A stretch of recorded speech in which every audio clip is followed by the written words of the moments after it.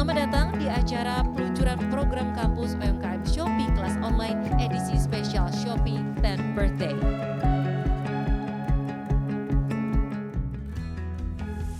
Halo, halo, selamat datang Sobat Selar semua. Cek-cek dulu ya. Suaraku terdengar jelas, gambar terdengar jelas. Kalau boleh silakan isi di kolom chat. Suaranya jelas gitu atau gambarnya sudah terlihat biar aku tahu responnya nih. Gimana? Sudah terdengar jelas? Oke. Terima kasih responnya untuk Kak Irma dan yang lainnya. Halo Sobat Saur semua, selamat datang di kampus UMKM Shopee kelas online edisi spesial ulang tahun Shopee yang ke-10. Gimana kabarnya teman-teman semua? Sehat? Sehatkah teman-teman yang ada di sini?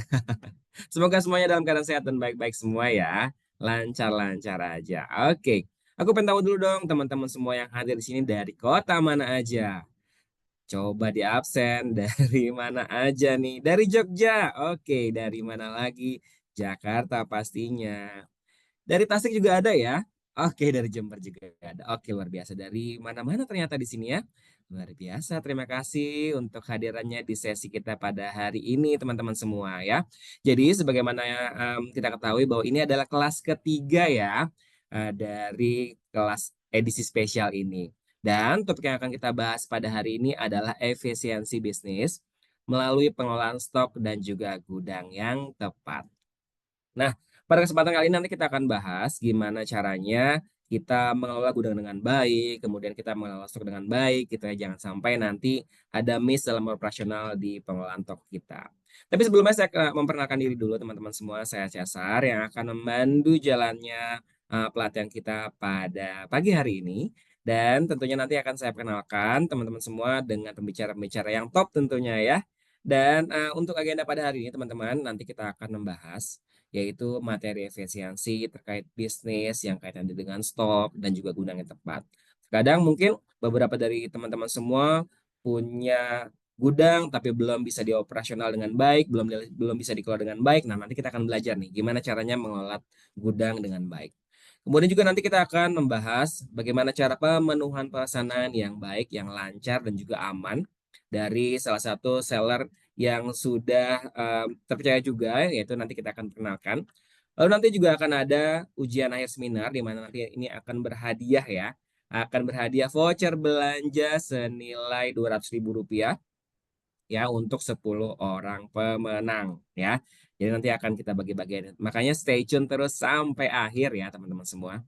Dan tanpa berlama-lama lagi, nanti kita akan memperkenalkan pembicara kita pada hari ini. Pembicara yang pertama nanti akan ada Kak Francisco Evan dari Sales Operation Business Development Shop Indonesia dan juga ada Kak Yudiana Lin selaku owner dari Homelift. Nah, daripada panjang lebar, kita coba panggil aja ya. Pembicara kita yang pertama, Kak Evan. Halo, Gimana thank you so kabarnya much. hari ini? Baik, baik. Oke, dan kira-kira apa aja sih yang akan kita bahas pada hari ini, Kak Evan? Oke, mungkin sedikit yang akan dibahas hari ini lebih ke arah tips and trick untuk operasional toko sih sebenarnya kan. Jadi mungkin kayak banyak, Operasional toko ya. benar. Jadi banyak banget sebenarnya hal-hal yang perlu dilakukan sebagai kayak penjual-penjual itu. Mungkin banyak sebelumnya yang sudah banyak dibahas itu lebih ke arah kayak gimana caranya supaya bisa mendapatkan pesanan. Nah, tapi sebenarnya kayak kerjaan dari penjual tuh nggak habis sampai di situ aja gitu. Karena kayak kalau pesanan udah dapat, tapi setelah itu untuk mengurus pesanan kurang baik, nah itu sebenarnya nanti bisa jadi masalah juga. Jadi di sini hari ini saya memberikan beberapa tips and trick gimana caranya supaya kalau pesanan udah banyak, jangan sampai itu jadi sia-sia sih gitu kan. Kayak apa sih tips and Cakep. triknya supaya jadi lancar ke depannya untuk semuanya dan dampaknya terhadap toko itu jadi lebih baik lah gitu. Nah, Ya. cakep. Nah, ini materi yang sangat bermanfaat sekali buat para Hmm. shopee seller tentunya ya. Dan untuk shopee seller, jangan lupa kalau ada pertanyaan-pertanyaan, silakan tanya di kolom Q&A di Zoom-nya ya.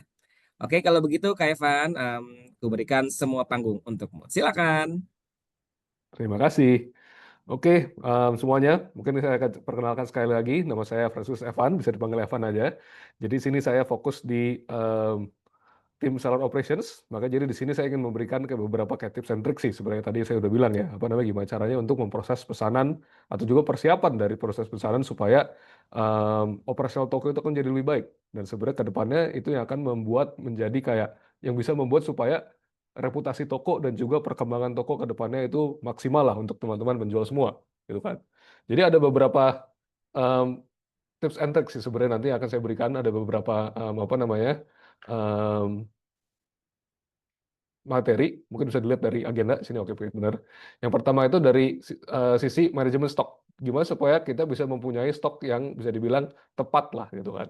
Kedua, dari segi pengaturan area penyimpanan yang efisien. Kenapa ini penting? Karena kalau ini tidak dilakukan dengan benar, sebenarnya nanti untuk pemenuhan stok atau pemenuhan pesanan, untuk proses pesanan sendiri itu bisa menjadi lebih sulit, gitu. Jadi tidak optimal. Dan terakhir yaitu di proses pemenuhan pesanannya sendiri. Gimana caranya supaya kita itu bisa terhindar dari dampak negatif kalau misalkan pemenuhan pesanan itu tidak maksimal, terlambat atau kurang gitu-gitu sih. Ya kan mungkin kita bisa mulai satu-satu. Pertama mulai dari manajemen stok dulu. Oke. Oke, mungkin pertama sebelum saya mulai bisa dilihat nih ada beberapa kayak scenario di sini yang saya rasa pasti dari banyak penjual-penjual di sini mungkin udah pernah apa namanya merasa ini tuh terjadi gitu kan. Kayak pertama stok tidak habis terjual. Wah, ini pasti sering banget nih kejadian kan, dimana kayak oh, stok kita udah punya banyak, kita berharap bahwa kayak pesanan akan datang banyak, ternyata nggak habis gitu kan. Ya, pasti ada yang nggak habis, cuma mungkin yang lebih parah adalah kalau stoknya udah banyak sekali dan nggak habis. Nah, ini sebenarnya akan membuat kayak problem di hal-hal lainnya, itu yang hal-hal lain di sini. Kedua, misalkan jadi sulit untuk melakukan diversifikasi produk. Kita sebenarnya pengen menjual barang-barang lain, tapi tentunya untuk menjual barang lain perlu beli dulu dan perlu cash kan, perlu uang tunai. Tapi ternyata kalau barangnya banyak yang tidak terjual, jadi uangnya tuh nyangkut gitu kan di stok-stok ini. Jadi kayak arus kasnya tidak pasti. Pada saat arus kas tidak pasti, tidak bisa melakukan diversifikasi produk dan apa namanya, ini menjadi kayak hambatan untuk teman-teman penjual itu untuk berkembang menjadi apa dan untuk membuat tokonya menjadi lebih sukses tentu ya kan. Dan kadang-kadang juga bukan ini bukan cuma kalau stok itu tidak habis terjual, kadang-kadang malah yang terakhir itu tidak bisa memenuhi pesanan. Kenapa? Karena stoknya malah habis, ya kan? Jadi kayak ya sangat disayangkan sekali kalau udah melakukan promosi, udah banyak hal yang dilakukan supaya penjual itu bisa lihat tokonya, masuk ke tokonya pas mau beli, ternyata produknya habis, gitu kan? Produknya habis ini bisa kayak apa namanya? Dari awal memang udah nggak bisa check out atau sebenarnya udah sempet check out tapi ternyata pada saat mau dikirim ya habis, jadi terpaksa harus di cancel. Nah, ini sebenarnya hal-hal yang mau kita coba hindari gitu kan. Dan masalahnya tadi yang saya juga bilang, kayak sebenarnya banyak masalah dari para penjual tuh bukan cuma untuk dari sisi promosinya. Jadi untuk memberikan gimana caranya pembeli itu bisa melihat dan mau beli, tapi kadang-kadang masalahnya itu ada di dapur bisnisnya sendiri. Jadi pesan udah masuk, wah, tapi baru berasa gitu problemnya di mana gitu kan. Ini ada tiga hal gitu kan. Yang pertama, stok tidak terkelola dengan baik. Satu. Kedua, penataan gudang yang kurang efisien. Dan ketiga, proses pemenuhan pesanan yang belum optimal. Jadi semua ini sebenarnya hal-hal yang akan kita coba ulik lah gitu di sesi ini dan harapannya bisa membantu teman-teman semua. Oke, jadi untuk pertama, jadi sebenarnya apa sih yang bisa kita lakukan untuk mengelola stok dengan baik? Gitu. Ini yang kita coba lihat beberapa tips dan triknya, gitu kan. Nah, oke, mungkin kayak secara general dulu, manajemen stok itu apa sih? Jadi manajemen stok itu adalah proses untuk mengelola sampai atau memantau semua stok yang ada di toko kamu. Jadi kita sebagai penjual harus tahu banget nih sebenarnya kayak di toko kita tuh sebenarnya tuh barangnya ada apa aja dan stoknya ada berapa. Karena ini sebenarnya yang sangat krusial untuk bisa apa namanya memaksimalkan penjualan dan juga kayak sebenarnya arus kas yang baik pada toko gitu kan. Nah, jadi kayak kalau kita punya manajemen stok yang baik, sebenarnya keuntungannya apa aja? Yang pertama adalah kayak dari kita apa namanya pada saat kita mau mengatur stok dari supplier-supplier kita, itu nanti proses penerimaan dan proses ordernya itu bisa dibilang selalu mulus lah gitu. Kita nggak telat order, barang nggak habis duluan gitu-gitu kan. Dan juga nanti apa namanya kita juga akan fokus ke masalah kayak gimana sih caranya untuk mikir sebenarnya barang-barang yang kita punya di toko kita itu diletaknya di mana sih di ruang penyimpanan? Apakah sebenarnya bisa apa namanya bebas aja gimana atau sebenarnya ada kayak tips and trick yang membuat kayak ini menjadi lebih baik. Ketiga adalah dari sisi fase restock produk. Ini jadi kan kita juga tahu bahwa banyak kayak pertanyaan dari seller-seller gimana sih caranya supaya restock proses kita tuh sebenarnya optimal gitu. Jangan sampai terlambat atau terlalu cepat yang akhirnya membuat masalah-masalah nanti lebih panjang gitu kan. Dan terakhir adalah kayak kenapa manajemen stok penting? Ini tentu tadi saya bilang kayak kalau manajemen stoknya penting itu secara kayak pemenuhan pesanan itu akan lebih efektif karena pesanan yang masuk udah pasti stoknya ada. Dan kedua tentunya kayak kalau stok itu habis, pembeli pun juga nggak bisa beli gitu ke toko kita. Jadi dan pasti secara kayak omset atau kayak penjualan total toko juga jadi terhambat gitu. Oke, mungkin nextnya. Nah, di sini hasil manajemen toko yang lebih baik, mungkin tadi saya udah ngomong sedikit kayak, jadi kayak pertama model bisnis lebih terkontrol. Tentunya jadi kayak kalau memang kita selalu punya jumlah stok yang tepat, uang yang kita pakai dan uang kita untuk yang kita butuhkan itu untuk stok itu dialokasikan dengan tepat. Jadi kayak perputaran modalnya itu lancar lah bisa dibilang. Jangan sampai ada kayak ada satu barang atau stok yang memakai hampir semua modal kita, jadi modal kita itu jadi nyangkut dan itu membuat kayak ekspansi menjadi lebih susah. Nah, di sini nanti proyeksi stok yang baik itu juga tadi saya juga bilang kalau kita bisa memproyeksi sebenarnya kayak stok itu akan kayak berkurangnya berapa per harinya, untuk restock itu perlu waktu berapa lama. Harapannya stok untuk barang-barang yang bisa dibilang penting itu nggak akan pernah habis. Jadi kalau barang yang nggak pernah habis, misalkan ada barang yang paling laku nih di toko teman-teman penjual, kalau nggak pernah habis, artinya setiap saat bisa di check out, setiap saat bisa generate income atau revenue. Itu sebenarnya yang paling baik. Kalau barangnya itu habis terus, wah gimana apa namanya performa toko bisa bagus gitu, nggak ada yang bisa check out gitu kan. Itu yang mau kita optimalkan. Ketiga, pesanan yang lebih cepat terpenuhi ini juga tentunya kalau stoknya itu selalu ada, ditata dengan rapi, dengan punya proses fulfillment yang baik, untuk bisa memenuhi pesanan juga pasti akan lebih cepat. Bayangkan kalau barangnya nggak ada, harus minta ke supplier dulu, supplier baru bisa kayak kasih besok, besok baru kita kirim.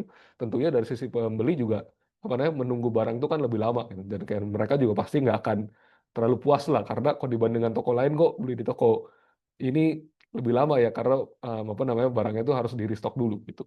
Nah, oke, mungkin sekitar mau ada sedikit penjelasan juga sih tentang kayak metode manajemen stok. Di sini kita ada dua, yaitu yang FIFO dan LIFO. Sebenarnya apa sih bedanya dari dua ini? FIFO ini sebenarnya adalah kayak first in first out. Artinya barang yang udah masuk duluan ke gudang kita itu harus kita keluarin duluan pada saat ada pesanan. Contohnya, misalkan kayak ada satu barang yang saya udah masuk ke gudang saya dari bulan lalu. Terus walaupun barang itu belum habis, di bulan ini saya udah masukin barang baru lagi. Tapi kalau ada pesanan sekarang, sebenarnya yang saya kirim duluan itu adalah pesanan yang udah memang masuk dari bulan lalu. Ini namanya konsepnya first in first out. Nah, kenapa first in first out ini penting adalah karena beberapa barang itu sebenarnya memang ada kualitas bisa menurun kalau di keep terlalu lama. Mungkin contoh-contoh barang yang paling jelas adalah barang-barang makanan misalkan. Barang-barang makanan itu kan apalagi yang fresh food. Kalau di keep lama-lama bisa basi, bisa rusak, kualitasnya menurun. Nggak cuma makanan juga gitu kan. Kayak dari kosmetik pun ada kayak best before ya, ada expirednya. Jadi kalau kita nggak bagus dalam kayak memanage stok ini, dan terutama untuk yang kayak stok-stok yang punya kayak bisa menurun kualitasnya atau ada expired date-nya, itu nanti bisa bisa bahaya. Karena walaupun stok penjualannya bagus, tapi ternyata ada barang yang udah dari tahun lalu nggak pernah kita kirim, pada saat kita mau kirim, wah ternyata udah expired, udah nggak bisa. Itu nanti akhirnya membuat kayak kita rugi kan. Itu adalah kayak barangnya harus dibuang, kalau dikirim ke penjual, penjual akan komplain. Jadi ada kerugian juga gitu. Nah ini sebenarnya kayak konsep FIFO ini sebenarnya sangat penting untuk barang-barang tersebut ya, gitu kan. FMCG, makanan, minuman, obat-obatan, wah kirim obat udah expired, bahaya banget gitu kan. Jadi jangan sampai ini kejadian kalau teman-teman penjual memang jualan di barang-barang yang kayak gini gitu kan. Nah yang kedua itu adalah konsep yang last in first out. Ini kebalikannya. Kalau last in first out adalah barang yang baru datang yang kita kirim duluan gitu kan. Ini sebenarnya nggak ada kayak spesifik barang-barang yang memang harus dikirimnya last in first out sih, tapi lebih ke arah kayak secara general pokoknya barang-barang yang kalau dikirim keep lama pun juga nggak masalah, kayak barang bangunan, barang industri, perabotan gitu, mau dikirim di keep 1-2 tahun secara kayak kualitas akan kurang lebih sama. Nah ini dengan konsep last in first out itu tidak masalah gitu untuk diterapkan. Walaupun sebenarnya memang kayak even untuk barang-barang itu kalau bisa dikirim yang masuk duluan juga nggak masalah. Sebenarnya last in first out ini lebih ke untuk convenience aja sih, dan untuk apa kemudahan. Kenapa? Karena untuk selalu bisa first in first out itu tentunya sebenarnya secara operasional lumayan sulit ya. Karena kita setiap kali mau ambil barangnya harus dilihat dulu nih mana yang udah mau expired, mana yang udah lama supaya kayak jangan salah ambil gitu. Jadi ada sedikit kerjaan ekstra yang perlu dilakukan oleh tim penjual atau karyawan dari teman-teman penjual juga untuk selalu bisa FIFO. Kalau memang barangnya ternyata nggak terlalu apa namanya sensitif terhadap waktu, sebenarnya yang LIFO itu juga bisa diterapkan gitu kan. Walaupun sebenarnya nggak ada kayak keharusan harus LIFO gitu. Yang mana aja sebenarnya oke untuk dikirim pada saat ada pesanan. Oke, mungkin kita lanjut ke selanjutnya. Nah, di sini mungkin saya akan menjelaskan beberapa konsep juga sih sebenarnya gimana caranya supaya untuk menjaga stok di produk di gudang dengan baik gitu kan. Yang pertama adalah untuk mengenali produk hero, yang kedua stok opnam, yang ketiga untuk saya akan ajarin beberapa kayak metrik yang mungkin bisa dikenal dan lebih didalami gitu, dimengerti dari teman-teman penjual supaya nanti pada saat pengelolaan stok itu bisa dilakukan secara optimal. Mungkin kita bisa go through satu-satu ya. Yang pertama, yang kenali produk hero, mungkin Mas bisa di next slide. Em, ini sebenarnya produk hero itu apa? Produk hero itu sebenarnya produk-produk yang memang secara penjualan berkontribusi secara mayoritas ke toko penjual gitu kan. Jadi ini adalah barang-barang jagoannya lah bisa dibilang gitu kan.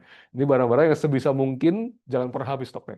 Ini barang-barang juga yang selalu kalau misalkan ada mau promosi, ini yang apa namanya? Ini barang-barang yang selalu dikedepankan. Ini yang promosi ini deh, karena kita tahu kalau kita promosiin barang ini banyak banget yang tertarik.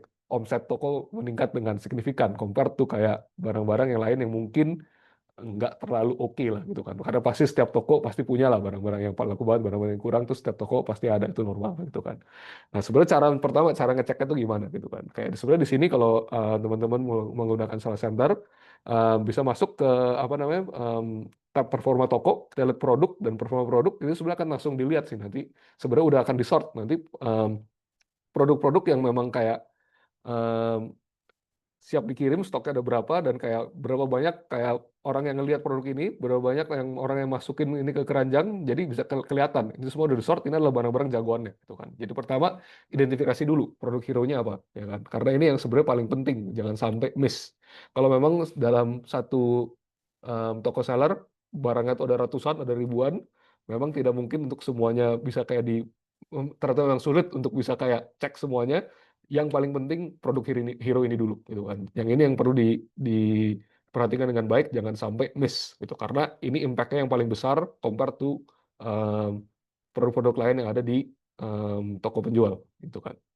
Mungkin kita ke next slide-nya, yaitu adalah kayak kedua adalah kita juga perlu melakukan stock opnam. Ya kan? Jadi stok online itu sangat penting adalah karena kita sebagai penjual sangat perlu untuk tahu persis sebenarnya keadaan stok di toko kita tuh ada berapa sih, gitu kan? Jangan sampai em, yang ada di sistem atau yang ada di catatan tuh kesannya stoknya banyak, tapi ternyata udah habis gitu, kayak apa namanya banyak yang hilang, banyak yang rusak. Nah ini nanti akan membuat banyak isu karena nanti pada saat ada pesanan nggak bisa dikirim, harus cancel pesanan, harus kontak buyer dulu, harus ganti. Ini sebenarnya semua membuat kayak pengalaman pembeli itu jadi nggak bagus gitu kan. Nah, kayak pengalaman yang nggak bagus nanti impact-nya terhadap toko ke depannya pasti akan cukup signifikan. Ntar mereka jadi malas beli lagi, kayak mencari toko lain. Nah ini yang selalu kita mau hindari. Nah kayak tentunya untuk melakukan stok opnam sangat perlu untuk bisa dicek masing-masing kayak apa namanya setiap stok itu setiap produk itu stok realnya ada berapa sih gitu. Nah, ini yang perlu dilakukan secara manual di gudang gitu kan. Dan nanti pasti akan ketemu nih barang-barang mana yang hilang, barang-barang mana yang ternyata kondisi udah nggak bagus, udah nggak bisa dijual lagi. Nah ini semua kita harus catat. Jadi kita harus tahu masing-masing produk berapa sih stoknya yang memang masih bisa dijual. Dan ini sesuatu yang harus kita update ke sistem. Ya kan, cara update ke sistemnya ini yang ada di slide ini adalah kayak melakukan menggunakan kayak mass update lah gitu. Karena kan saya yakin apa namanya yang perlu diupdate itu pasti banyak gitu, nggak cuma satu dua doang. Dan ini kalau kita cek apa namanya ganti satu-satu itu akan makan waktu gitu kan. Dan sebenarnya udah ada loh kayak apa namanya fitur yang disiapkan oleh Shopee untuk mass update. Sebenarnya nanti jumlah stok untuk masing-masing produk itu berapa gitu kan. Itu nanti akan dilakukan memang setelah udah kita melakukan stok opnam dan udah tahu sebenarnya barang fisik yang masih bisa dijual itu berapa. Dan lakukan ini nanti di salah satu produk saya dan pengaturan massal, pilih mass update dan juga masukkan stok-stok yang memang masih benar bisa dijual supaya jangan sampai nanti ada pesanan ternyata stoknya udah habis gitu kan. Oke, itu untuk yang kedua. Nah, yang ketiga itu adalah metode perhitungan stok. Ini ada cukup banyak sih, mungkin kita go terus satu-satu ya gitu kan. Yang pertama yang mau kita jelasin itu adalah pertama lead time. Oke, lead time itu sebenarnya apa sih? Lead time itu sebenarnya secara gampangnya adalah waktu yang diperlukan dari kita bilang apa pesan barang ke supplier sampai barang itu datang, gitu kan. Jadi kalau misalkan ada penjual bisa dibilang baju ya misalkan. Kalau kita pesan ke misalkan ke penjahit kayak 100 baju, tentunya kan dari penjahit itu kan memang harus kayak siapin bahan, jahit, udah selesai nanti di pack, dilipat dan dikirim ke apa namanya sampai ke toko kita. Misalkan itu perlu waktu 9 hari gitu kan. Jadi itu sebenarnya lead time yang 9 hari. Cuma di sini misalkan lead time itu tentunya nggak selalu sama. Kadang-kadang bisa dibilang maksimum lead time, oh ternyata walaupun biasanya 9 hari, kadang-kadang bisa sampai 10 hari. Nah, jadi itu memang sebenarnya jadi ada kayak range-nya kan, 9 sampai 10 hari. Maksimumnya 10 hari lah kita bisa bilang. Jadi kayak apa namanya, kita perlu tahu juga gitu, yang biasanya berapa, tapi maksimumnya berapa, supaya kita juga selalu siap kalau memang keadaan tuh lagi nggak ideal, jadi nggak secepat biasanya. Itu tuh kita perlu tahu. Apa lead time yang biasa 9 hari, maksimum lead time-nya 10 hari misalkan. Ini yang ada di sini. Nah, yang ketiga itu adalah lead time demand. Lead time demand itu adalah kayak sebenarnya yang, apa namanya, lebih ke rata-rata penjualan em, untuk barang tersebut di satu hari itu sebenarnya berapa sih apa namanya barang yang bisa terjual. Nah, misalkan kayak tadi kaos itu terjual misalkan kayak 10 per hari. Dan ternyata oh untuk bisa pesan itu perlu 9 hari. Jadi tentunya artinya kita mesti siap nih bahwa kayak kita perlu 10 kali 9, 90 pieces sebelum kita pesan ke apa namanya ke penjual. Karena kalau enggak, kalau tinggal tinggal tinggal 20 dan kita baru pesan, wah ternyata nanti ada 7 hari tuh apa namanya kita nggak bisa jualan gitu kan. Ini yang penting. Nah, itu tadi yang kalau udah 90 harus bisa baru jual tuh yang namanya reorder point. Jadi setiap kali udah sampai 90, udah 90 stok ya, kita perlu reorder. Jangan sampai lupa. Dan sebenarnya kayak perlu juga ada safety stock, karena safety stock ini adalah kayak cadangan kan. Walaupun kita udah hitung nih, oh biasanya 9 hari, tapi ternyata jadi kayak saya perlu 90 piece. Cuma kadang-kadang terjadi hal-hal yang bisa dibilang kurang ideal, misalnya supaya bisa jadi lebih lama, lah ada masalah. Jadi kayak tiba-tiba mungkin penjualannya juga bisa lebih tinggi dari biasanya. Jadi memang akan lebih baik kita punya tambahan stok lagi. Yang kita bilang di sini adalah safety stock. Misalkan kita tambahin lagi sekitar 30 gitu misalkan. Atau nanti ada kayak example-nya juga apa untuk bisa dihitung. Jadi ini beberapa hal yang saya akan go through lebih deep lah di sesi ini gitu kan. Oke, mungkin bisa next. Nah, ini nih tadi yang nggak kayak saya udah jelaskan.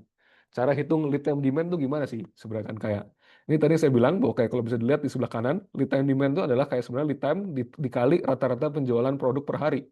Tadi saya bilang misalkan produk tadi kaos tadi itu akan terjual 10 per harinya gitu kan.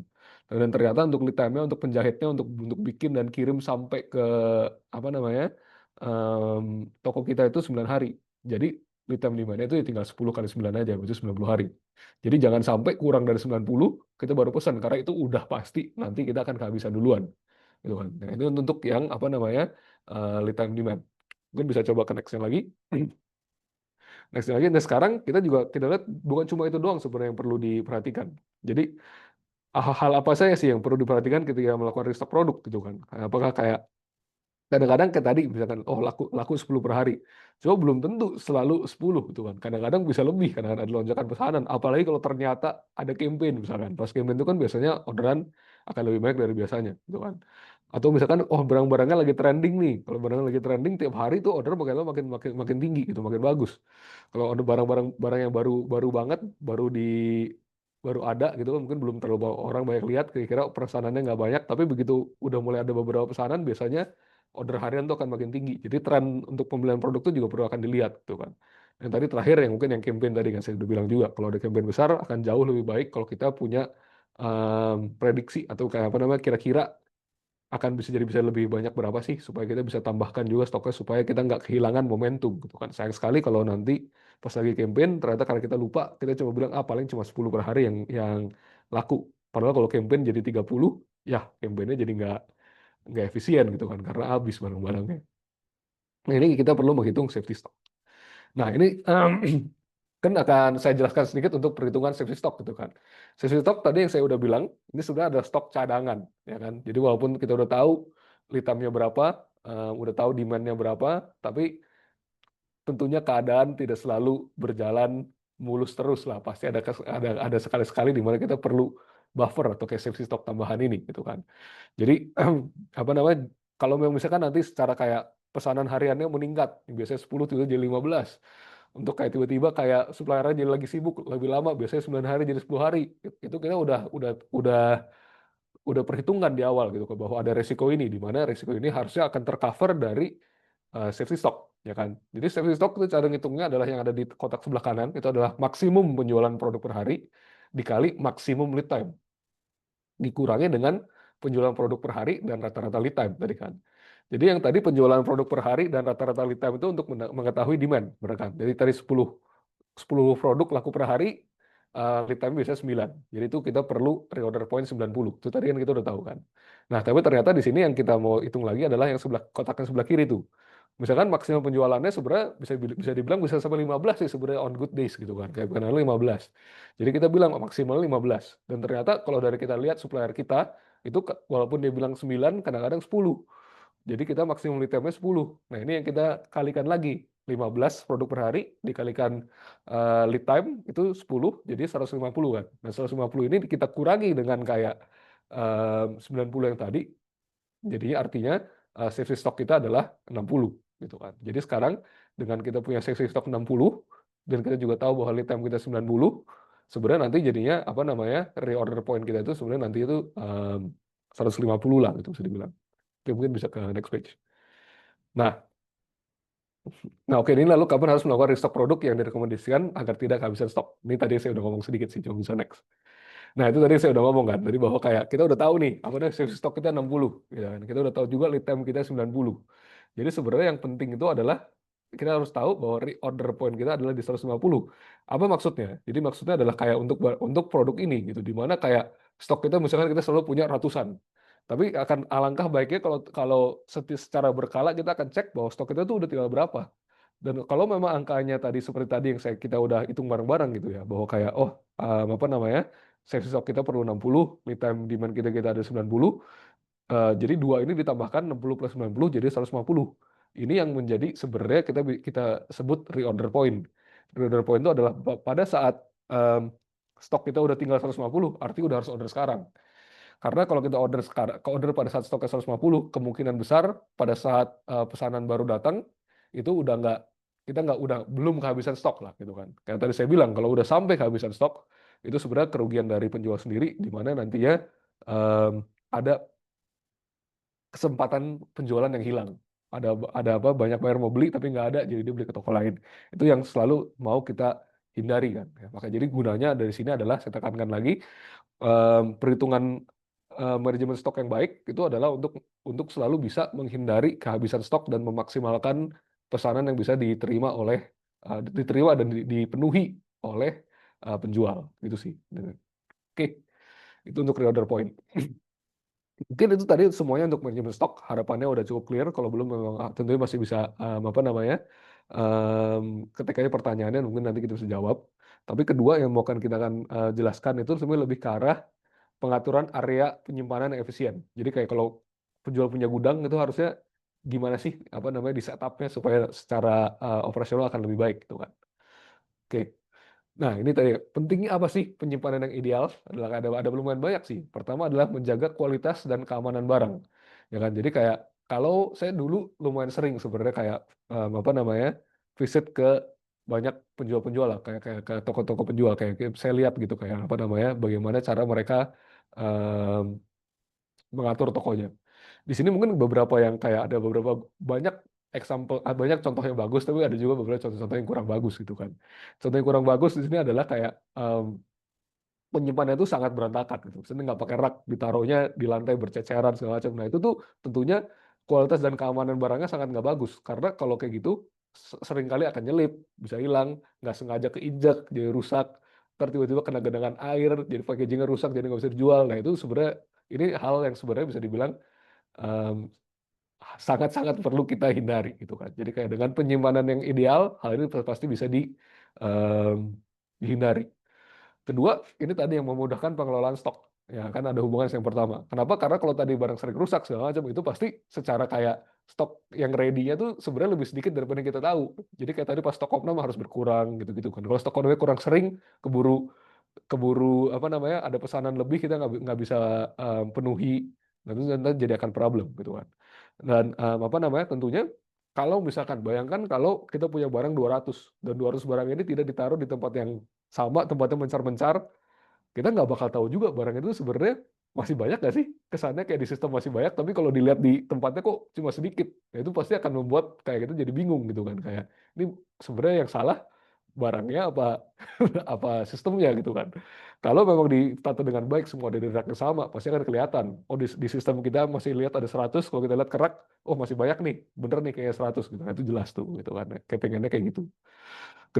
Ketiga itu adalah meninggalkan efisiensi operasional. Bayangkan nanti ada pesanan kayak oh untuk barang A, terus pas kita mau ngambil barang A mau cari terus barangnya nggak ada karena tidak diletakkan dengan baik. Jadi harus cari-cari dulu, tanya-tanya ke orang lain ini dulu taruhnya di mana.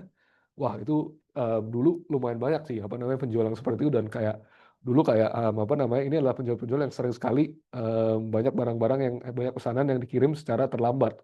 Jadi secara rating toko itu nggak bagus. Padahal toko ini tuh kayak barangnya udah banyak, lengkap, murah, tapi ternyata mereka terhambat karena banyak komplain lah dari penjual karena mereka selalu nggak bisa kirim barang dengan cepat karena toko itu berantakan banget gitu. Nah itu jangan sampai gitu jangan ke arah sana.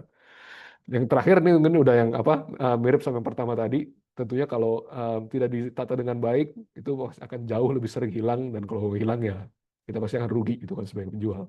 Ini semua hal yang kita apa namanya perlu perhatikan lah untuk dari penjual yang ideal. Oke, kita lanjut. Nah, di sini sebenarnya saya pengen kasih sedikit gambaran sedikit lah. Kalau misalkan kayak nantinya kayak masing-masing dari teman-teman penjual ini punya gudang gitu kan. Dan ini mungkin skalanya di sini kelihatannya kayak besar, tapi ini sebenarnya bisa apa secara konsep bisa diterapkan even untuk penjual kecil juga ya, gitu kan. Nggak perlu macam-macam. Jadi pertama yang penting itu adalah kayak pertama kita harus tahu area inbound, area barang masuk tuh di mana. Kedua dan area barang keluar tuh di mana. Ya kan? Jadi barang masuk dari supplier, barang keluar dari apa namanya yang kita akan serahkan kepada kurir logistik. Em, ini sebenarnya nggak perlu area gede-gede banget sih. Itu yang penting tuh jelas mana barang masuk dan mana barang keluar gitu. Karena kadang-kadang kalau untuk yang nggak rapi ini tuh juga kadang-kadang suka bingung gitu orang-orang. Tentunya barang-barang keluar biasanya udah dipakan kalau barang yang masuk belum. Tapi kalau nggak di tempat yang sama nanti bisa kayak ada yang nggak keambil lah sama kurir. Ada yang kayak pada saat kayak kebesokannya ntar apa namanya barangnya kita pikir udah kekirim tapi ternyata belum. Nah ini sebenarnya cukup penting nih untuk bisa diperhatikan juga gitu kan. Jangan sampai barang masuk dan barang keluar tuh tercampur tuh satu. Kedua, itu kita bisa lihat ada area admin. Area admin itu tentunya di depan, ya kan? Dan juga area admin ini sebenarnya area di mana kayak penjual itu biasanya pasti ngelihat monitor pesanan udah masuk berapa banyak, nanti print resi di situ, apa nanti bagi-bagi resinya ke apa namanya ke karyawan kayak mana yang ngambil yang mana tuh di situ. Nah, itu kita letakkan di area depan ya. Tentunya kayak karena kalau misalkan ada orang datang atau ada barang datang itu tentunya kayak yang harusnya yang dilihat pertama tuh apa namanya ya admin tokonya lah atau kayak karyawan penjual lah, gitu kan. Dan ketiga itu adalah area rak ya. Nah area rak ini kayak tergantung dari seberapa besar apa namanya toko yang dipunya. Sebenarnya intinya adalah kayak barang-barang yang fast moving, barang-barang yang memang paling laku itu sebisa mungkin diletakkan sangat dekat dengan area admin dan area pengemasan. Kenapa? Karena supaya cepat. Karena area itu barang-barang yang misalkan laku bisa kayak puluhan per hari. Kalau kita setiap kali harus misalkan nih, kalau dulu saya juga juga pernah lihat kayak ini penjual ini tuh dulu dia di rukonya 3 lantai. Dia taruh beberapa barangnya yang laku itu di lantai 3. Jadi setiap kali ada pesanan dia mesti naik ke lantai 3. Wah itu lama banget kan. Kenapa nggak ditaruh di lantai pertama gitu kan? Karena dia waktu itu dia belum sadar lah. Karena dia pengennya adalah kayak oh saya pengennya barang yang untuk kayak anak-anak tuh di atas, barang yang untuk yang apa namanya orang dewasa di bawah. Tapi ternyata barang-barang anak-anaknya lebih laku. Jadi dia sebenarnya jadi repot tuh setiap kali harus naik-naik tangga terus setiap kali ada pesanan. Nah ini sebenarnya yang memang kalau memang udah mulai kelihatan jelas gitu barang-barang mana yang kayak memang lebih laku akan jauh lebih baik itu akan diletakkan di area yang dekat supaya jadi makin cepat pada saat orderannya banyak juga kayak proses akan jauh lebih cepat ya kan. Bahkan mungkin ada tips and trick juga yang saya lihat kayak ada ini dulu ada seller em, barang-barang kecantikan lah bisa dibilang gitu kan. Dia bilang ada kayak apa namanya beberapa barang kayak barang kecil sih sebenarnya yang itu bilang laku banget. Itu sehari bisa laku bisa ratusan. Nah, barang ini malah nggak ditaruh di rak, dia tuh ditaruh di area pengemasannya. Jadi begitu ada pesanan, dia bisa fokusin ke apa namanya ke resi-resi yang memang cuma untuk kayak produk terlaku itu, dia bisa langsung kasih ke apa namanya karyawan yang memang kerjanya itu untuk mengemas. Jadi dia udah tahu di sebelahnya dia tuh udah ada tuh satu box yang isinya produk itu semua. Nggak perlu lagi ambil-ambil kerak. Jadi karena memang yang dibeli itu semua ya udah. Jadi dia tinggal ambil langsung dipak tuh jadi cepat banget. Tuh kan. Jadi secara konsep adalah kayak semakin laku barangnya, tolong dioptimalkan barang itu diletakkan dengan area yang lebih dekat supaya nggak perlu banyak jalan-jalan lah. Itu yang akan membuat kayak proses ini jadi lama. Ya, dan terakhir tuh oke dari area penguasaan kenapa ditaruh di situ? Tentunya karena dekat dengan area outbound ya, area barang keluar. Karena kalau udah dipak, jangan sampai kita harus mindahin barangnya itu jauh-jauh. ke area yang memang bisa diakses oleh kurir supaya nanti gampang gitu. Kalau jauh dipindahinnya susah, kemungkinannya barang untuk tercecar, ketinggalan di area pengemasannya nggak dekat sama outbound tuh jadi gede. Itu yang nanti akan menyebabkan kesannya kita udah kirim, kita udah siapkan, kesannya kita udah berikan ke terhadap kurir, tapi ternyata nggak keambil, wah ntar jadi ke cancel tuh pesanannya karena nggak statusnya nggak update karena nggak pernah keambil sama kurir. Oke, itu kurang lebih untuk ini ya. Nah, untuk operasional nih, packing ini juga sebenarnya yang saya lihat kayak dari segi eh, tiap-tiap penjual masih banyak yang bisa di-improve lah gitu kan. Karena mungkin banyak sekali yang sebelah kiri itu adalah contoh area pengawasan tidak ideal itu kayak misalkan masih di lantai gitu misalkan dan kayak apa namanya roll ball wrap itu masih gede banget. Nah, ini yang jadi tidak ideal kenapa? Karena pertama kalau pada saat mau ngepak kerjaan yang mau dilakukan tuh banyak banget gitu. Mereka kayak apa namanya dengan posisi yang nggak enak tentunya kayak untuk bisa kayak motong ball wrap dengan baik, cara ngepak itu juga apa namanya juga jadi susah karena apa namanya posisi yang nggak oke dengan duduk yang kayak gitu juga lama-lama pegel kalau kalau karyawannya pegel juga kayak nanti secara kayak kecepatan mereka untuk bisa mengepak itu juga jadi berkurang. Nah, itu juga ini sesuatu yang saya rasa masih masih banyak dilakukan gitu kan. Dan kalau memang bisa, sebenarnya akan jauh lebih baik kalau kita move ke gambar sebelah kanan. Misalkan ada meja gitu ya. Kalau misalkan ada kayak hal-hal simpelnya lah, kayak misalkan kayak gunting, lakban segala macam itu kayak gampang di reach, apa gampang dijangkau. Jadi kayak di setiap station itu ada gitu. Jadi kayak mereka cepat bisa langsung apa namanya menggunakan barang-barang atau tool yang mereka perlukan dengan cara supaya packaging jadi cepat. Kalau kadang-kadang ya saya juga lihat itu lah, apa namanya, lakban itu kurang, guntingnya sedikit, jadi harus kayak tunggu-tungguan masing-masing packer. Wah, itu makan waktu lumayan lama sih, gitu kan. Kalau dilihat di sini kan kayak apa namanya, kayaknya barang-barangnya tuh udah digantung di belakang. Kalau misalkan ada yang butuh ngambilnya cepet. Nah, jadi kayak mungkin bisa secara konsep bisa dilihat gimana cara ini bisa diterapkan ke masing-masing penjual ya, karena apa namanya, tentunya setiap penjual tuh nggak sama lah keadaannya, tapi ini secara konsep kayak gitulah gitu. Dan yang terakhir itu adalah dari sisi packing, ya kan. Untuk packing itu tentunya kalau memang bisa pakai kemasan yang siap pakai, itu akan menghemat waktu yang jauh lebih cepat sih, ya kan. Kayak dan tentunya nggak semua pesanan perlu box gitu kan. Tentu box itu hanya biasanya hanya dioptimalkan untuk dipakai untuk barang-barang yang memang bisa bisa lebih gampang rusak. Tapi misalkan kayak untuk misalkan pakaian aja atau baju yang nggak gampang rusak itu sebenarnya bisa pakai polymailer tuh kayak apa namanya plastik di sebelah kanan. Tinggal dimasukin udah ada kayak apa namanya selotipnya langsung pasang. Itu cepat banget. Dan itu dibanding dengan kayak harus kayak nge-wrap wrap satu paket satu-satu, saya kemarin sempat hitung juga ini bisa jadi jauh lebih cepat sih. Jadi kalau memang kecepatan itu sesuatu yang mau dioptimalkan, ini hal-hal yang bisa coba dipakai lah gitu. Oke. Oke, mungkin lanjutnya kita ke yang outbound. Outbound itu adalah pada saat kita mau menyerahkan ke kurir. Nah, ini sebenarnya kadang-kadang yang susahnya adalah kalau misalkan barang itu tuh tidak tertata dengan rapi gitu kan. Sebenarnya kayak terutama untuk toko-toko di mana kayak jasa kirim yang diaktifkan tuh banyak gitu kan. Kayak misalkan ada yang pakai Shopee Express, ada yang pakai apa namanya JNE, ada yang pakai Si Cepat, antar aja. Itu kadang kan pastinya masing-masing dari apa namanya jasa logistik pengen tahu nih barang yang perlu saya ambil tuh yang mana aja sih. Nah, ini sebenarnya yang penting itu adalah kalau kita bisa menggunakan beberapa hal seperti ini sih gitu. Nah, kalau bisa ada kayak karung, keranjang yang bisa dipisahkan paket yang udah dikemas, jangan sampai tercampur sama yang lain-lain. Karena kalau salah ambil, itu ntar bisa hilang barangnya, gitu kan, sayang sekali gitu kan. Yang sebelah kanan tuh mungkin yang kiri ini yang lebih normal dipakai. Yang sebelah kanan tuh mungkin agak lebih advance ya, lebih lebih tinggi levelnya karena itu lebih gede dan itu biasanya ada rodanya. Jadi kalau memang misalkan memang banyak pesanannya dan kayak area pengemasan dan kayak area yang bisa dijangkau oleh kurir itu cukup jauh, sebenarnya ini juga sangat membantu ya karena untuk memindahkan barang itu jadi akan jauh lebih mudah dan kemungkinan untuk hilang juga jadi lebih kecil. Gitu.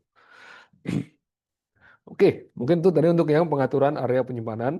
Next, mungkin kayak mau sedikit jelasin juga untuk proses pembunuhan pesanan itu gimana sih? Gimana caranya supaya bisa kayak apa namanya mengirimkan pesanan di waktu yang memang sudah ditentukan oleh Shopee. Oke, jadi proses pembunuhan pesanan tentunya yang baik. Kalau misalkan kayak kita pembunuhan pesanan itu kan pengiriman barang lah. Kalau kita bisa bisa kirim barang tuh secepat mungkin, sebenarnya kayak keuntungannya tuh banyak pasti kan. Pertama, pembeli lebih puas. Pembeli lebih puas itu pasti juga akan apa nantinya akan kasih rating yang bagus buat toko. Dengan rating yang bagus, reputasi toko juga akan meningkat. Dan tentunya dengan reputasi yang meningkat, itu bukan kayak pertama di sini yang ditulis adalah kayak pembeli yang udah beli akan beli lagi karena dia punya experience yang bagus.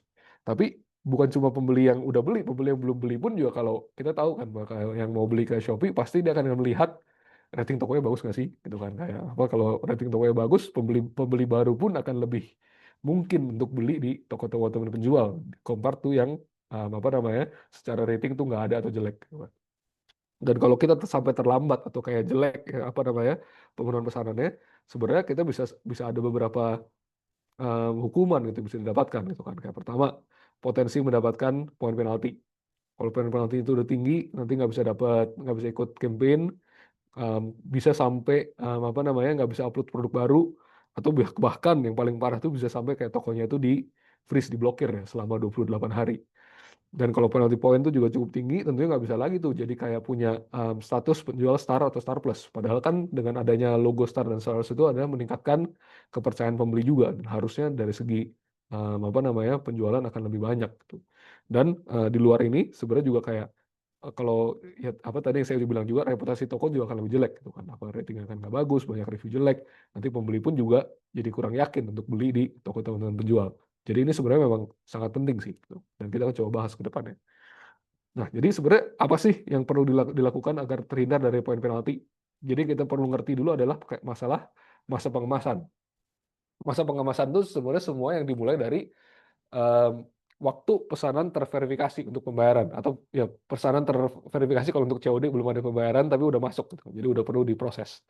Terus statusnya akan langsung masuk ke perlu dikirim. Nah, perlu dikirim ini nanti akan apa namanya, akan statusnya akan terus di sini sampai produk tersebut diberikan ke pihak jasa kirim. Nanti statusnya akan berubah jadi dikirim. Nah, ini sebenarnya semua proses ini akan yang sebenarnya kita apa namanya, hitung sebagai masa pengemasan. Masa pengemasan itu apa namanya, akan berakhir sampai barang tersebut udah diberikan ke kurir dan udah di-scan gitu kan. Nah, jadi apa namanya, secepat mungkin bisa dilakukan, dan tentunya sebelum masa pengawasannya habis kalau udah dilakukan itu artinya oke. Kalau di luar itu nanti akan dihitung sebagai terlambat. Yang terlambat itu yang nantinya bisa menjadikan poin penalti sih sebenarnya. Oke, mungkin kita bisa ke next page. Nah, dan tentunya nih sekarang juga yang mau dibahas adalah untuk masalah instan gitu kan. Kalau mungkin teman-teman penjual mungkin juga mungkin belakangan ini sempat dengar bahwa kita sebenarnya di Shopee itu lagi banyak melakukan push atau kayak promosi yang ada hubungan dengan pengiriman instan. Karena kita melihat bahwa kayak di luar sana banyak loh apa namanya, eh, kayak kompetitor Shopee atau tempat lain juga nge-push apa namanya, em, pesanan yang bisa apa pesanan yang bisa dikirim dengan sangat cepat. Dan tentunya Shopee juga kita nggak mau ketinggalan, kita juga bisa apa namanya, memprovide pesanan-pesanan yang bisa sampai ke pembeli itu dengan cepat. Kenapa? Karena memang semakin ke sini kita melihat dari sisi pembeli itu ekspektasi untuk bisa menerima pesanan cepat tuh jadi semakin tinggi. Dan makanya di sini saya juga sekalian bilang bahwa kayak kalau memang dari sisi penjual bisa untuk memprovide kayak instant service gitu, nyalain kayak apa namanya, layanan pengiriman instan, kalau bisa dilakukan karena memang lagi banyak nih apa namanya, promosi dari Shopee juga gitu, kayak support dari Shopee juga dari segi voucher untuk kayak instan yang memang harusnya bisa membantu penjual-penjual juga. Nah, tapi yang perlu diperhatikan adalah memang instan ini ada perubahan gitu kan. Jadi dulu kita cuma punya satu apa namanya, versi instan gitu kan. Tapi sekarang kita punya, jadi sekarang lagi ada tiga. Itu ada instan yang biasa, ada instan 2 jam dan 4 jam yang sudah berubah jadi instan prioritas dan instan biasa. Yang instan dulu adalah instan versi lama yang nanti mungkin di tahun-tahun depan belum tentu ada lagi sih gitu. Jadi yang nanti akan jadi fokus adalah instan yang prioritas ini gitu kan. Jasa kirimnya sekarang semua udah dari semua triple vendor di Express Instant, GoSend, Grab Express itu semuanya udah ikut ya untuk yang instan 2 jam 4 jam yang prioritas ini.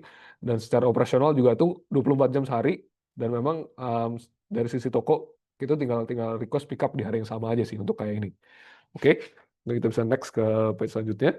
Nah, jadi yang perlu dijelaskan adalah di sini sebenarnya lebih ke arah kayak batas pengemasannya sih.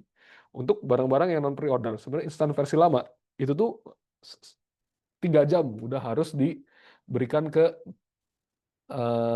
jasa kirim, ke kurir gitu kan. Jadi itu ini ada jam operasionalnya kan. Jadi kayak kalau nggak salah secara by default jam operasional instan itu adalah jam 10 sampai jam 3 sore.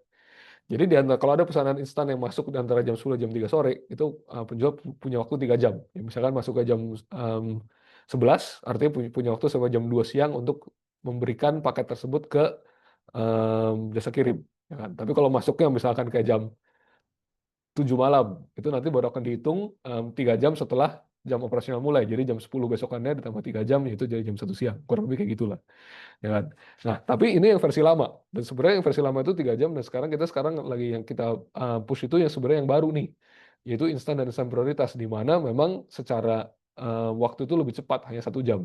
Tapi mungkin di sini yang saya mau tekankan satu kali lebih lebih dalam adalah kayak 1 jam ini sedikit berbeda dibanding dengan instan yang versi lama.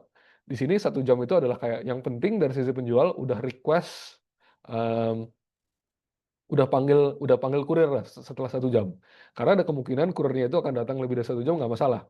Karena yang kita lihat adalah dari sisi penjual, apabila udah memanggil kurir sebelum 1 jam, itu kita udah hitung nggak telat, teman. Jadi hitung telat itu hanya kalau misalkan panggil kurirnya belum sampai di luar dari 1 jam. Karena kita tahu bahwa kurir itu mungkin akan butuh waktu cukup lama lah untuk datang gitu kan. Jadi kayak yang penting untuk yang instan yang baru, penjual itu dalam 1 jam udah panggil kurirnya aja. Kayak kurirnya kalau misalnya lama, itu nanti pasti udah secara sistem kita udah dihitung itu tidak terlambat, gitu kan. Oke, itu untuk yang instan.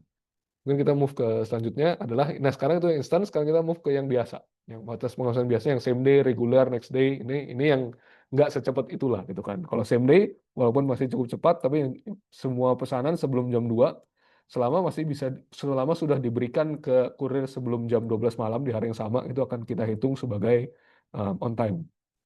Untuk reguler dan hemat kargo, itu sebenarnya kayak apa namanya, cut off-nya itu di sebelum jam 12 ya. Jadi kalau sebelum jam 12 siang, itu harus diberikan di hari yang sama. Tapi kalau pesanan sudah setelah jam 12 siang, itu diberikan di hari kedua.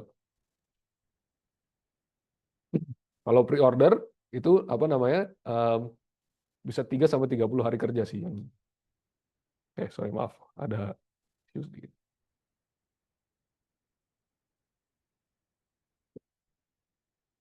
Oke, ya. Oke, bisa ke page selanjutnya. Oke, jadi untuk yang topik dari saya hanya itu saja. Moga-moga sudah cukup jelas. Dan kalau misalkan nanti ada beberapa pertanyaan bisa disampaikan dan nanti kita coba bantu jawab. Oke, terima kasih banyak dan mungkin kembali ke rekan saya, Cesar. Terima kasih. Terima kasih Kak Evan. Pembahasan yang sangat luar biasa, banyak sekali insight yang bisa kita dapatkan di sini. Kita jadi tahu caranya gimana forecast dan kapan juga harus restock. Kemudian kita juga tahu gimana cara penempatan gudang yang benar dan tentunya cara packing yang paling benar juga. Nah, aku penasaran nih sebelum kita nanti masuk ke Q&A, ada satu pertanyaan yang sedikit mengganjal nih Kak Evan. Kalau misalnya teori warehousing ini, kemudian juga forecasting ini, apakah hanya cocok untuk dilakukan di toko-toko yang besar? Ataukah bisa juga dilakukan nih untuk toko-toko yang masih merintis atau UMKM nih, Kak Evan nih? Oke, tentunya ini bisa dilakukan oleh semuanya sih. Makanya tadi saya bilang bahwa kayak secara contoh memang mungkin tadi lebih kayak seperti kayak untuk toko besar gitu kan. Tapi sebenarnya untuk kayak apa namanya, untuk yang merintis dan UMKM secara konsepnya tetap akan sama gitu kan. Kayak tadi masalah warehouse adalah jangan sampai kita tuh untuk barang-barang yang laku itu tuh kayak apa, kita perlu prosesnya tuh jadi lama gitu kan. Jadi kayak kita selalu harus memprioritaskan barang-barang yang laku itu ya justru yang kayak secara operasional harus paling mudah untuk kita bisa bisa proses gitu kan. Kayak kalau memang belum punya gudang yang gede-gede atau gimana, tentunya barang-barang yang paling laku yaitu yang selalu selalu sedia gitu, jangan sampai habis gitu. Atau kayak selalu kalau memang ada order itu yang paling gampang bisa langsung diproses. Jangan sampai kalau barang-barang yang laku itu ternyata kayak ditaruhnya di apa namanya, bukan di gudang yang di sini, di gudang sebelah atau ada di tempat lain. Nah, itu tentunya jadi kayak jauh lebih apa namanya, merepotkan kan. Jadi kayak walaupun gudangnya belum besar tapi secara konsep masih sama sih. Barang laku sebisa mungkin di diatur supaya prosesnya itu paling mudah. Itu aja sih. Oke, Kak Evan. Terima kasih nih pembahasannya pada hari ini. Nah, nanti kita akan apa namanya, kita akan buka sesi Q&A ya Kak Evan ya. Ya. Tapi buat teman-teman semua jangan kemana-mana karena nanti di akhir sesi kita akan bagi-bagi hadiah lagi. Untuk voucher belanja senilai Rp200.000 dan juga ada saldo iklan Rp250.000 untuk pemenang 1 dan 2, dan juga nanti ada voucher belanja Rp200.000 untuk menang 3 sampai 10. Jadi materinya tadi terkait dengan apa yang sudah Kak Evan sampaikan gitu ya. Oke, Kak Evan, nanti kita langsung coba ngobrol-ngobrol lagi dengan materi kita yang selanjutnya, yaitu owner dari Homelift dan juga top 4 jagoan UMKM nih Kak Evan. Namanya Kak Yudiana Lin. Kak Yudiana Lin, Ya, silakan naik ke atas halo. stage. Oke. Iya. Halo Kak. Eh, Halo semua. enaknya dipanggil Kak Yudiana atau Kak Lin atau gimana nih Kak? Yudiana aja. Kalau Yudi ntar terlalu maco ya. Yudiana, baik, baik, baik. Mm-mm. Gimana Ya, keadaan hari ini? Hujankah di sana, Kak Yudiana di Jakarta kah? saat ini masih Jakarta, di malam di Oke, Jogja. oke. Nah kita pengen tahu dong nih, Ya, mungkin suara saya apa? jelas? Suaranya cukup jelas, Halo? ya? Suara cukup jelas, Kak.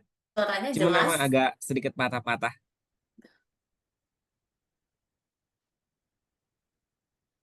kayak Yudiana.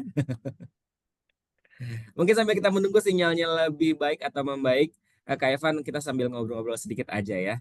Jadi sebenarnya Boleh. tadi sempat ada pembahasan tentang stok opnam nih, Kak Evan. Benar. Kalau stok opnam sendiri ini ada metode yang paling ideal nggak sih, Kak? Soalnya kadang-kadang stok opnam ini makan waktu yang lama banget kan, apalagi kalau misalkan toko-toko yang punya stok yang banyak dan juga SKU yang banyak. Mungkin Nah, kira-kira apa ya tips yang paling ideal untuk stok opnam ini?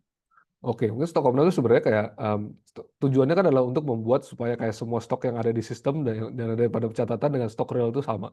Nah, itu sebenarnya kalau misalnya ada perbedaan yang jadi problem itu adalah kayak tadi apa namanya pesanan itu bisa jadi tidak bisa dipenuhi. Nah, jadi kayak kalau memang kita mau melakukan stok opnam, sebenarnya akan jauh lebih baik kalau kita itu kalau untuk melakukan stok opnam menyeluruh ke satu toko, terutama kalau produknya banyak, itu memang memang sulit. Jadi yang suka lihat itu adalah kayak kadang-kadang satu toko itu kita bisa bagi-bagi. Misalnya kayak berapa persen produk itu kita lakukan di hari pertama, berapa persen produk kita lakukan di hari kedua, berapa persen produk kita lakukan di hari ketiga. Jadi supaya apa namanya nggak sibuk di satu hari doang lah gitu kan. Karena biasanya kalau memang mau kayak benar-benar em, tepat pada saat melakukan stok opname itu banyak yang jadi harus kayak stop penjualan dulu. Nah tentunya kalau sampai harus stop penjualan kan nanti impactnya terhadap terhadap Sayang ya. ini kan sayang. Jadi kayak kalau bisa Iya. dibagi-bagi, seenggaknya kan kayak oke. Jadi untuk barang-barang yang memang paling laku kita usahain stok opname itu cuma sebentar banget nih, cuma kayak dalam waktu 1-2 jam harus sudah selesai. Setelah itu kita bisa langsung nyala lagi. Nah itu jadinya kalau kita melakukan itu tentunya nanti impactnya terhadap toko pasti akan lebih minimum minimum sih gitu kan. Jadi kayak tuh mungkin nanti untuk produk-produk yang memang secara penjualan nggak terlalu tinggi itu bisa dilakukan dengan lebih apa namanya pelan-pelan lah karena apa namanya impactnya tidak terlalu tinggi juga untuk toko. Jadi kurang lebih seperti itu sih kurang lebih tips and trick-nya. Kalau soal waktu yang paling ideal kapan tuh Kak? Apakah harus tahun sekali, ataukah ada 6 bulan sekali, atau periodenya paling ideal tuh kapan untuk melakukan stok opnam? Oke, tentu ini sebenarnya tergantung dari jumlah stok yang ada dan juga tergantung seberapa yakin kita tentang kayak apa namanya Akurasi. kerapian dari toko kita bener. Kalau Oh. memang udah rapi sebenarnya nggak perlu sering banget kayak tadi itu 1 tahun sekali itu mungkin oke. Tapi kalau memang kita masih belum yakin nih kayaknya yang hilang masih cukup sering nih. Apa namanya masih cukup banyak yang rusak.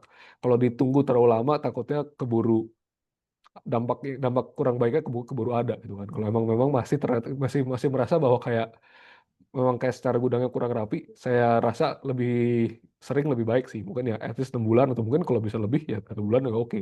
Tapi ini tentunya perlu di balance juga apa kalau memang kayak cara stok opname itu juga susah karena ada impact terhadap penjualan bisa diatur sendiri lah gitu kira-kira gimana. Jangan terlalu sering juga sih karena nanti akan membuat penjualannya terganggu. Nah, kalau kita kan banyak juga nih Kak, penjual-penjual yang masih levelnya UMKM. Kemudian Ya, mereka masih merasa belum waktunya punya gudang, belum benar. waktunya sewa gudang. Nah, kira-kira Ya. timing yang paling tepat tuh kapan sih sampai di titik kayaknya harus sewa gudang nih, kayaknya harus mulai ekspansi nih gitu. Tentunya, oke, ini pasti akan beda-beda sih dari setiap penjual ya. Cuma kayak misalkan kalau memang ternyata apa namanya udah mulai terlihat ada banyak hambatan dalam operasional gitu kan. Kayak kalau apa namanya tadi saya bilang gitu kan. Misalkan kayak kalau misalkan untuk melakukan penjualan dengan baik kan operasionalnya harus bagus. Misalkan kalau pesanannya udah banyak banget tapi tempat untuk naruh barangnya nggak ada, itu tuh nanti jadi susah susah banget sebenarnya untuk kayak bisa bisa melakukan pemenuhan pesanan dengan baik. Nanti kalau udah mulai terlihat bahwa kayak, oh udah mulai sering telat, barang udah mulai sering hilang. Nah itu mungkin udah perlu mulai dipikirin tuh kayak apa namanya untuk bisa apa namanya mulai sewa gudang. Even kalau itunya juga enggak, tapi kalau memang merasa kayak oh udah pengen secara skala atau kayak bisnisnya udah pengen jadi lebih gede, itu mungkin ya bisa jadi satu tanda juga sih bahwa mungkin udah waktunya untuk apa namanya punya gudang yang lebih besar. Oke, thank Ya. you Kak Eva. Nah ini kayaknya Kak Yudiannya udah mulai online lagi nih, udah mulai stabil lagi jaringannya ya. Kak Yudiana mendengar suara, Iya, siap. Udah jelas deh, Mas. semoga jaringannya aman-aman aja ya. Kak Iya. Yudiana, kita coba kenalan lagi lah, lebih dalam lagi lah. Kak Yudiana ini sebenarnya untuk Home Live ini Hmm? awalnya gimana sih? Perjalanannya sampai sebesar ini, sampai akhirnya bisa masuk ke top 4 jagoan UMKM di Shopee nih. Awal mulanya gimana, startnya gimana, sejarahnya nih, biar siapa tahu nanti akan menjadi inspirasi dari para peserta yang ada di sini. Iya. Baik, thank you Mas untuk waktunya dan juga pastinya thank you banget ya untuk Shopee yang udah mungkin dari awal perjalanan Homelift memang sudah ada ya. Nah, kita ini jadi Homelift ini adalah brand alat masak kayu yang 100% lokal ya. Jadi nggak cuma brandnya lokal, produknya, pembuatannya, juga SDM yang kita gunakan itu 100% dari lokal. Jadi kalau misalnya di sini ada ibu-ibu yang sering memasak, nah, ini harus banget kenalan sama yang namanya Home Lift. Jadi kita memproduksi alat masak dari kayu yang tidak cuma sehat, tapi juga kita sudah bersertifikasi halal, sudah uji lab, dan juga sudah terstandarisasi ISO 9001 dan juga 14000. Jadi tujuan kita di sini, kita pengen masyarakat Indonesia, setiap keluarga itu bisa kembali menggunakan alat masak yang sehat ya. Mungkin ada yang khawatir saat ini kan banyak isu mikroplastik atau reaksi logam berat dan sebagainya. Nah, di sini Homelift kembali menghadirkan sesuatu yang sifatnya alami tentunya dan tidak menggunakan bahan kimia sama sekali. Nah, ceritanya gimana sehingga bisa akhirnya masuk ke jagoan UMKM?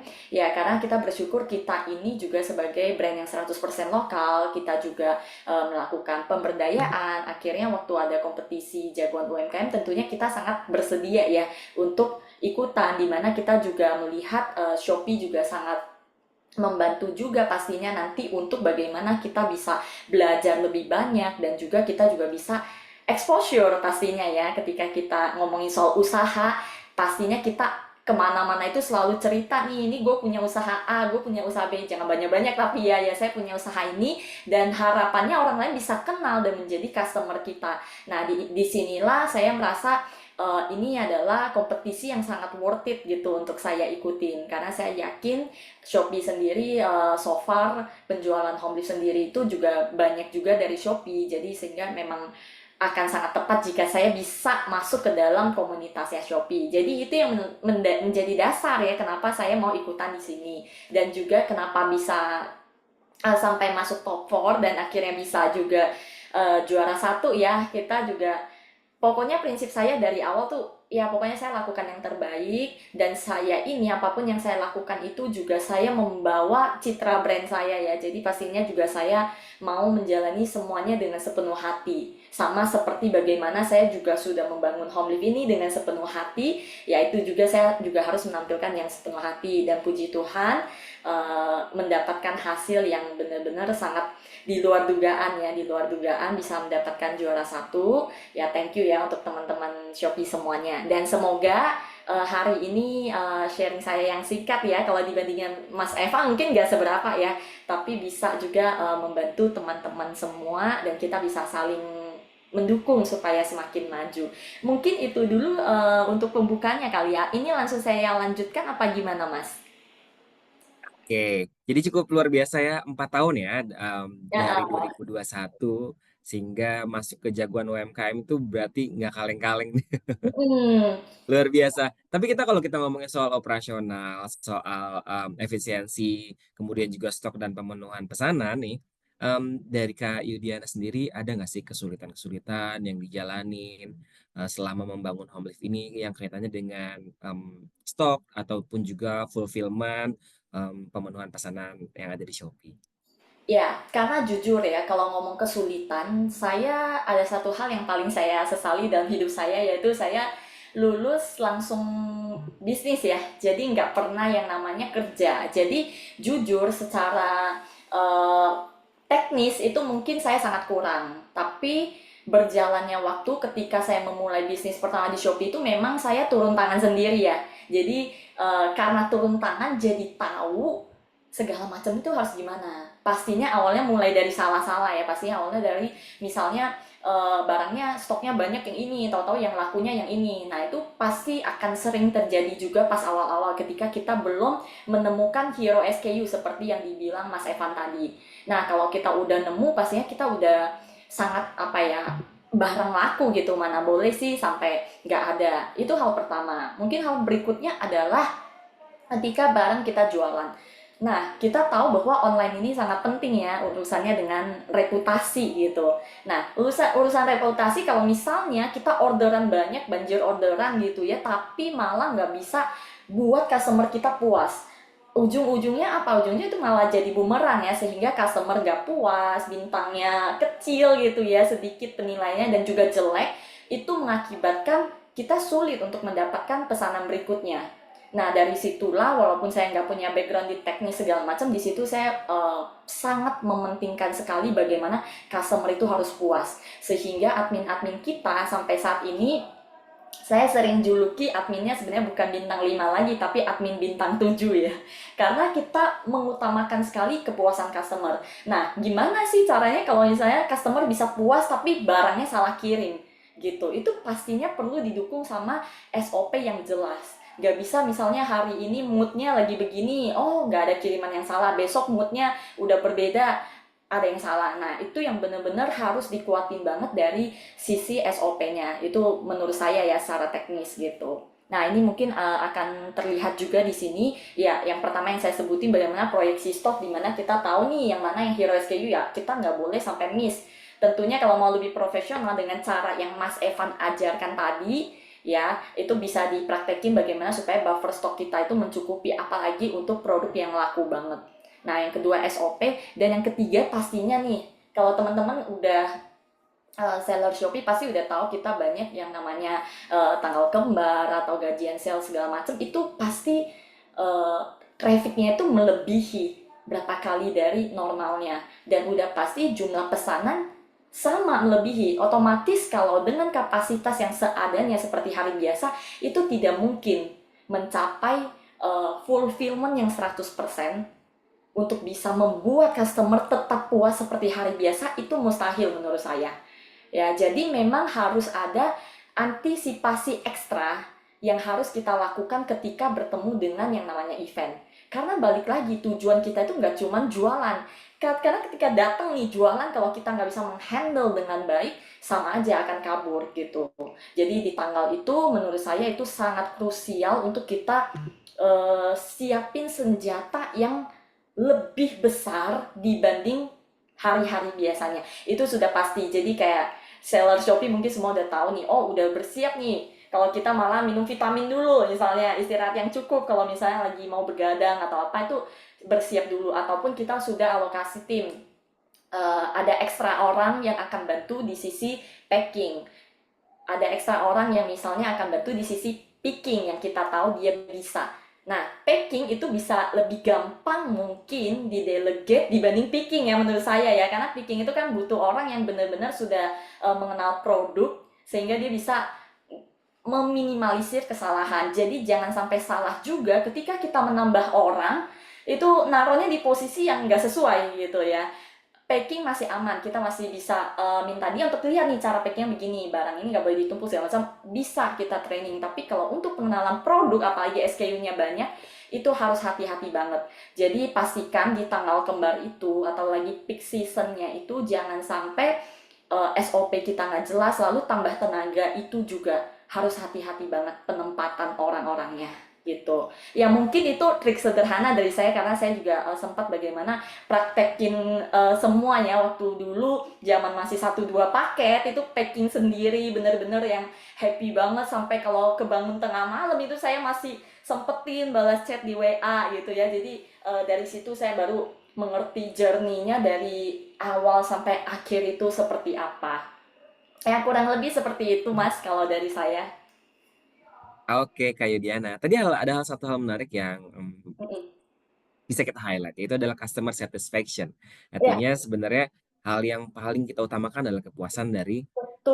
Mm-mm. kepuasan dari pelanggan kita tentunya ya. Nah, Betul. tentunya salah satunya dengan cara fulfillment yang cepat gitu ya. Jangan sampai mereka itu menerima produknya yang lama gitu ya. Karena sebagaimana kita ketahui kalau di Shopee ini gitu ya, kalau pembeli itu benar-benar orang-orang yang pengennya belinya sekarang, datangnya sekarang gitu ya. Itu sangat impulsif gitu. Jadi makanya oleh karena itu kita juga harus support ke mute Kak. Maaf ke mute. Iya, Nah, karena kita pembeli kita juga paham ya maunya iya beli benar. langsung datangnya cepet gitu ya. Makanya kita juga harus memenuhi ekspektasi para pembeli kita dengan cara Betul, langsung proses, kemudian langsung betul, kirim betul, ya, sampai di betul, tangan mereka juga cepat gitu ya Kak. betul sekali. Oke, teman-teman semua, kita langsung masuk ke sesi selanjutnya, yaitu adalah sesi Q&A. Jadi, tim di belakang layar sudah mengkurasi beberapa pertanyaan sangat relevan pada sesi kita kali ini. Ada beberapa pertanyaan yang nanti ditujukan untuk Kak Evan, dan juga beberapa pertanyaan yang ditujukan kepada Kak Yudiana. Kita masuk mulai ke pertanyaan pertama yang ditujukan untuk Kak Evan nih. Kak Evan, jadi ini ada pertanyaan nih dari belajar jualan online. Waduh, pertanyaannya adalah gimana nih cara nentuin jumlah barang yang akan di restock Hmm. dengan cara yang tepat gitu ya, dengan cara yang efisien dan juga hemat waktu. Gitu. Gimana Kak Evan nih jawabannya? Oke, oke. Jadi kalau mau restock, berapa banyak restocknya gitu kan ya. Nah, oke. Ya. Jadi tentunya pasti sangat tergantung dari beberapa apa namanya konsep sih. Yang pertama itu dari sisi performa produknya sendiri gitu ya kan. Jadi kalau memang ini memang produk hero gitu tadi bilang ini produk yang paling laku. Sebisa mungkin kalau emang di restock ya memang harus cukup banyak gitu kan. Karena ini produk yang secara harian keluarnya banyak. Kalau kita restock terlalu sedikit, tentunya nanti juga akan merepotkan ke operasional. Jadi harus terlalu sering proses restocknya gitu kan. Satu. Kedua, dari sisi performa dari suppliernya juga.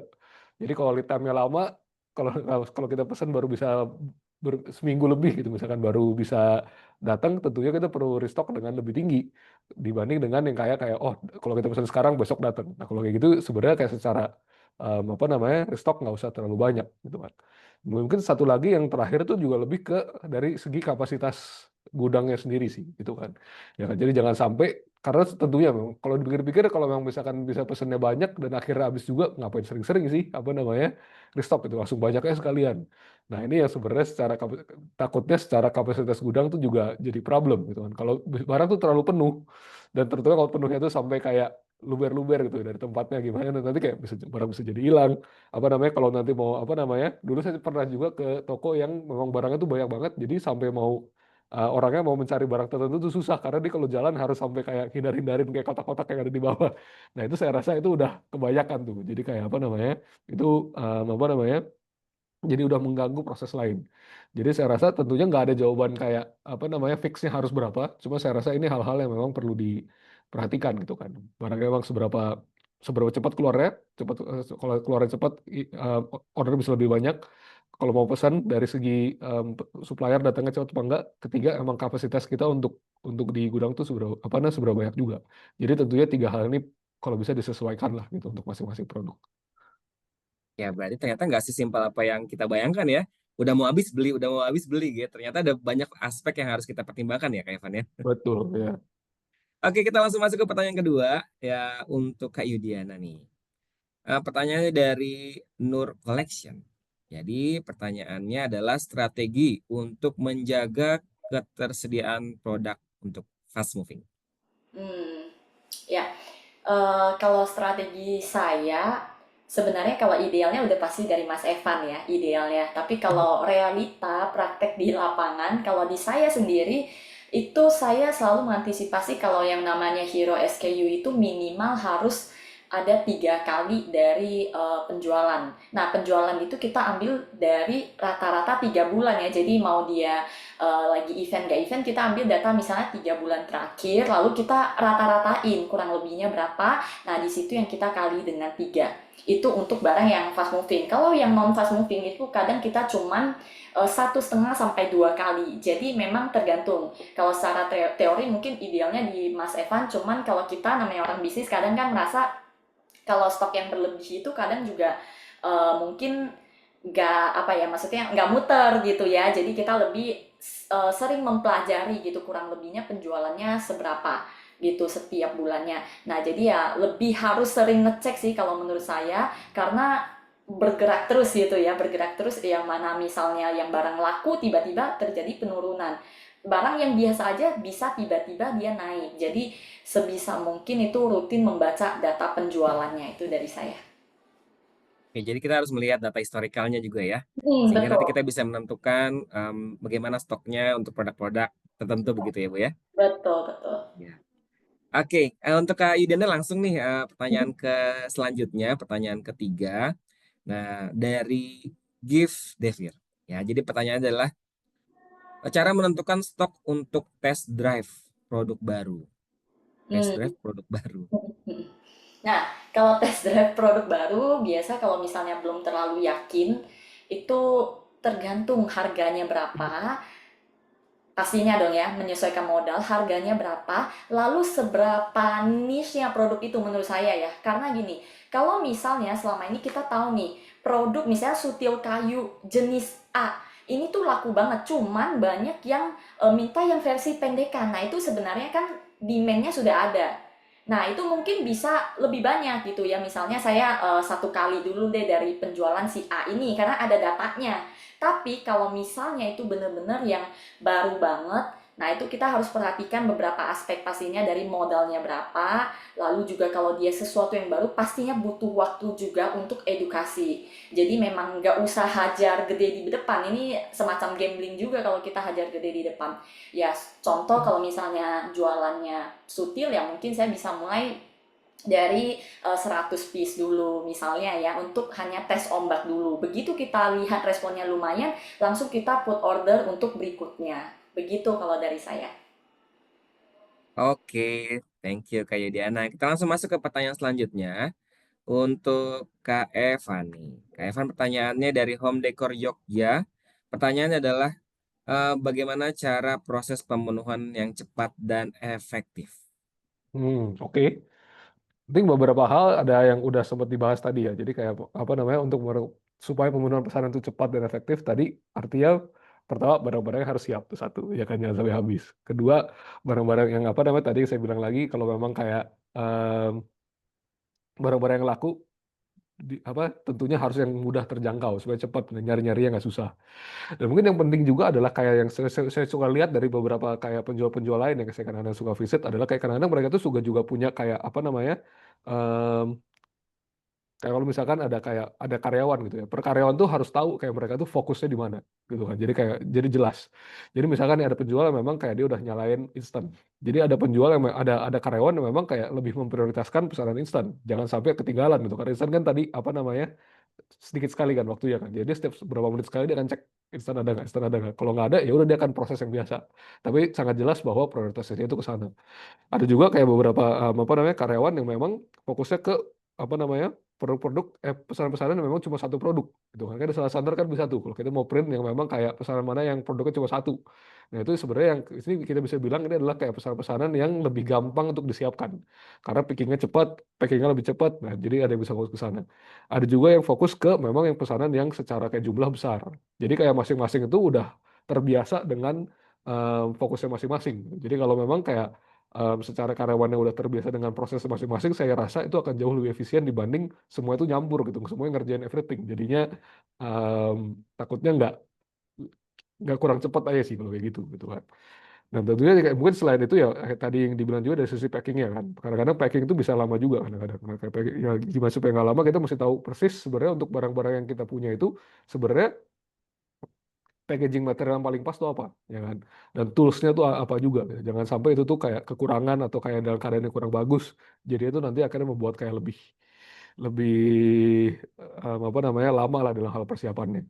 Dan ya memang saya nggak tahu nih kayak mungkin bisa bisa diterapkan apa enggak. Kadang-kadang memang kayak masing-masing juga kayak kalau memang memungkinkan ada juga yang kayak kayak ke setiap karyawan tuh kasih kasih target bisa dibilang. Jadi kayak mereka juga tahu oh ternyata untuk jadi yang bagus tuh harus segini ya gitu. Jadi mereka juga ada apa namanya ada pushnya. Itu bisa juga dipikirkan kah apa kira-kira sesuai dengan kayak keadaan masing-masing menjual apa enggak itu juga bisa. Ya,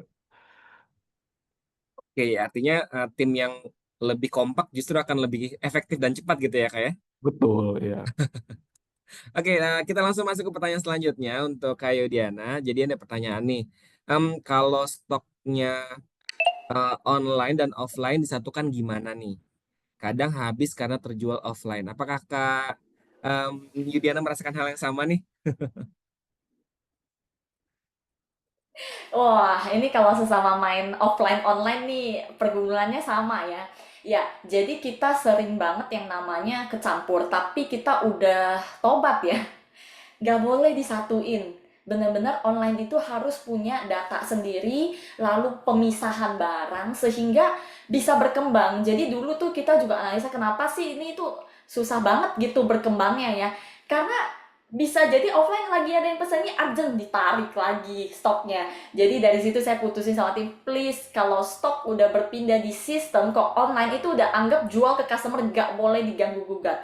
Ya itu mau nggak mau Kak, nggak ada pilihan sama sekali ya, karena kita mau online ini bisa berkembang sangat pesat ya, maksudnya dari waktu ke waktu ini kan tidak tertutup orang yang mau dari mana aja bisa belanja. Tapi kalau kita nggak pisahin stoknya, ya selamanya akan kayak gitu, tiba-tiba barang lagi naik, stoknya ditarik sampai habis. Aduh itu memang sangat tidak disarankan. Jadi satu-satunya jalan mulai lakukan pemisahan. Jangan dicampur aduk supaya kita bisa tahu potensi online ini bisa sampai seberapa gitu. Jadi itu juga berpotensi untuk batal kirim ya, untuk cancel Betul, gara-gara betul, gara-gara bahaya kita banget. anggap stoknya ada ternyata realnya nggak ada. Iya, betul, betul. Aduh, jangan Nanti sampai. kaitannya sama poin penalti lagi ya, Kak. Bener, bener, bener. Oke, saya rasa untuk Q&A sudah cukup gitu karena harapannya cukup jelas tadi apa yang disampaikan oleh Kak Evan dan juga Kak Yudiana.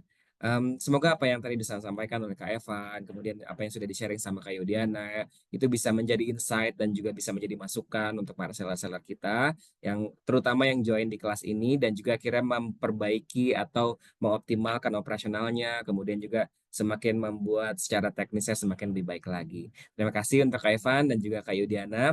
Eh, Sehat selalu dan lancar-lancar. Sukses selalu. Sejak berdiri dari tahun 2021, kampus UMKM Shopee hadir dengan satu tujuan, memperluas akses edukasi digital bagi pelaku usaha UMKM di seluruh Indonesia.